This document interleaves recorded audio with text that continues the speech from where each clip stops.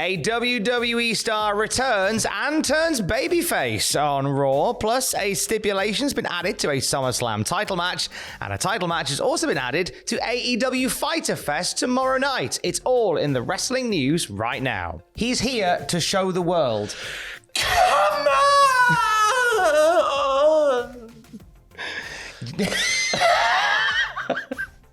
Ross is very excited about the return of Dolph Ziggler. Yes, I am. Dolph Ziggler, muscle mass, moving fast, ready to shag, because he's a dirty dog. That was a bit of that man from back in the day who did those music songs. I can't remember what his name was. That's besides the point. Amazing. He came back for the main event of last night's Raw. He was wearing a suit jacket, much like Tom Campbell. It's basically like Dolph Ziggler sat here, but without the 80s wig. Dolph Ziggler, but he's slightly resembling a semi-deflated bouncy castle. Dolph Ziggler, the post-dirty dog is. But he came back for the main event. He sat at ringside, and he got involved in the finish, didn't he, Tom? What did he do? Oh, he did. So Ziggler's come out, and he sat there with his suit, and then just as Theory is using his feet for leverage in a pin, there's Ziggler. Whoop! Get your feet off of there, like my mum when I put my feet on the coffee table when I go home. And in all the confusion, we see Theory eat an RKO from RK Bro for a 1, 2, 3. Corey declaring loudly when Ziggler came out, he's back! Now, admittedly, we saw him a couple of weeks ago on Raw. Yes, we saw him last time in the Money in the Bank qualifying battle royal, the last chance qualifying battle royal on June the 27th. But before that, the last time we saw him before that, it was the NXT Championship dropping to Bron Breakker on the Raw after WrestleMania. And was it the Raw after WrestleMania? Yes, it was. Yes, it was. Because he didn't win. He won at Stand and Deliver, and then dropped it when people were actually watching. It's really sad, but it's really true. Now, Dolph Ziggler back as a babyface, I kind of get it. Dolph Ziggler is blessed and cursed with being one of those guys that you can drop into any position on the card. He's very much a Swiss Army superstar. Like he can, if you need a mid-carder, he's got you sorted. You need a main eventer, he's got you sorted. You need a babyface, sorted. Heel, sorted. He'll do whatever. He'll do it all. Yeah, which is great to have someone like that on your books. But what sucks is that the company never really gets truly behind somebody that adapt because they can do so many different things. They don't want to put them in just one place. So you kind of become like a bit player for lots of different things. And it's a good time that they don't acknowledge the past a lot in WWE, because Ziggler, there's that much water underneath this bridge. Toxic, horrible water that has seen the bridge that is Dolph Ziggler crumble to the floor, that it's good that they don't reference the past, because we'll forget about all that. Because I've said on many occasions, as I've been a YouTube superstar down the years, so much Ziggler is done as a character. He's just lost that many big matches. We think about the SummerSlam stuff with Goldberg. How does he come back from that and be a main eventer? Let's see the story they tell. Yeah, we'll see how this one plays out. Also on Raw last night, we had another mysterious vignette that if you didn't know it was Edge already, they pretty much punch you in the nose and tell you. Yes, here is Mick Foley's flannel shirt on fire. Bang! Here is an RKO shirt. Bang! Here is a John Cena You Can't See Me baseball hat. Bang! Here is a little finger painting on a wall from a goblet of blood. Like the Brood used to do. Right in the face. And also add to that the setting, the colour scheme, the aesthetics, very much scream Edge's first Titan from 1998. And there's more, because 1 hour before we came and sat at this lovely grey table this morning, WWE uploaded a video to the YouTube channel. Edge returns to WWE, and we think it's from somewhere in 2007. We should have done some more research, but Edge is World Heavyweight Champion. Michaels is in the ring. The graphics look like 07. So it was an Edge return to Raw because he had the world title on, which suggests that he'd be doing a SmackDown run. He popped up on Raw to fight Shawn Michaels. They always have bangers. Yeah. So they just casually put that on there. So the Fiend will return soon. I don't know if they could have put it more on the nose without having a video that somebody walk up and go, hello, my name is Edge, and I am coming back to the wrestling soon. To be fair, there was a little shot in the video package as well where you see the man, like from the rear, and it sort of looks like Edge's coiffed new Rhea Ripley-esque hairdo. So the Fiend, as I said, will be returning soon.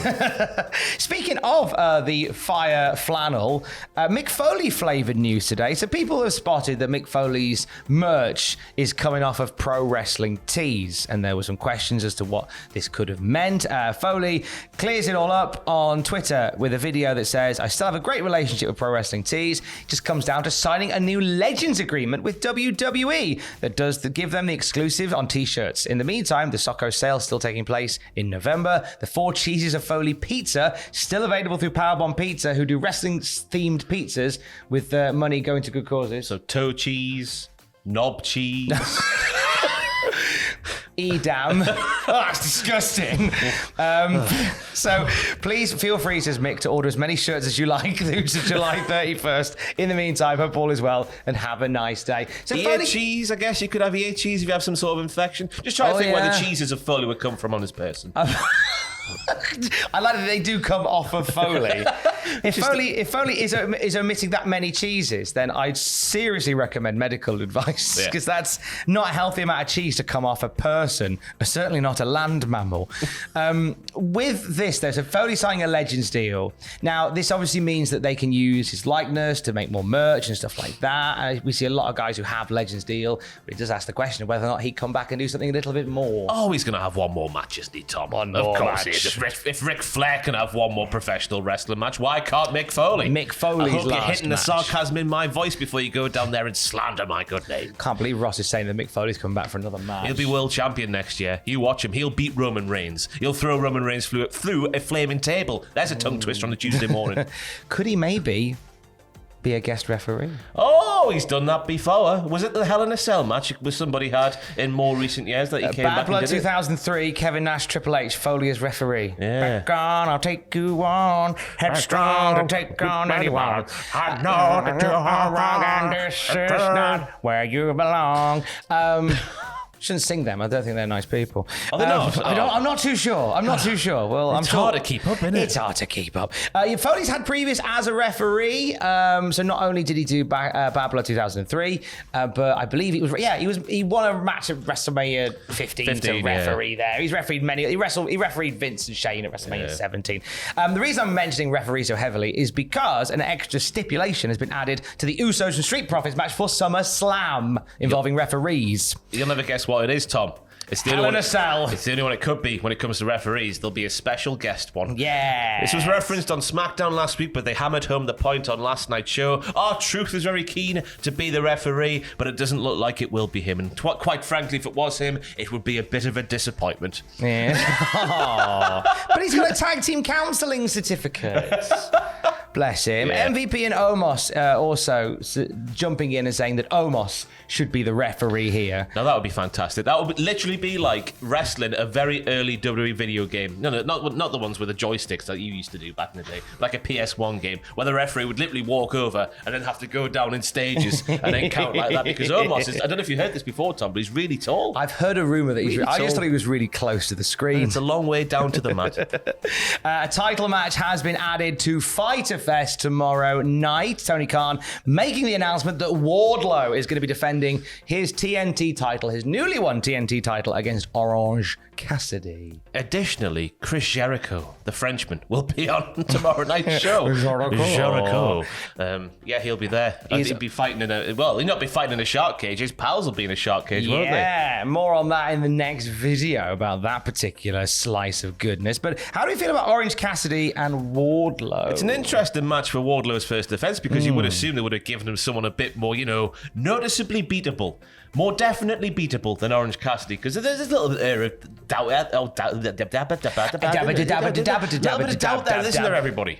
Isn't there? A little bit of doubt. An air of doubt. Obviously, Wardlow needs to win because we need Wardlow to kind of establish a bit of calm in the rocky waters of the TNT title, which hopefully he will do. That is also going to be the night where we see Jon Moxley take on Konosuke Takeshita.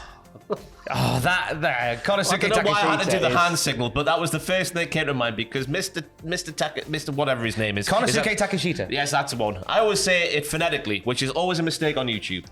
So there we go. He is absolutely fantastic in the way he wrestles. I don't know what it is about the man, but he's built like a Greek god, but he also wrestles like a Greek god who can do all the flips. Whereas Jon Moxley, a little bit more violent, a little bit more aggressive. Could we see any blood and butts during that match, do you reckon, I hope Ross? not, Tom. I hope it's not been very much better today, has it, for me? You've been much better today. It's marked improvement.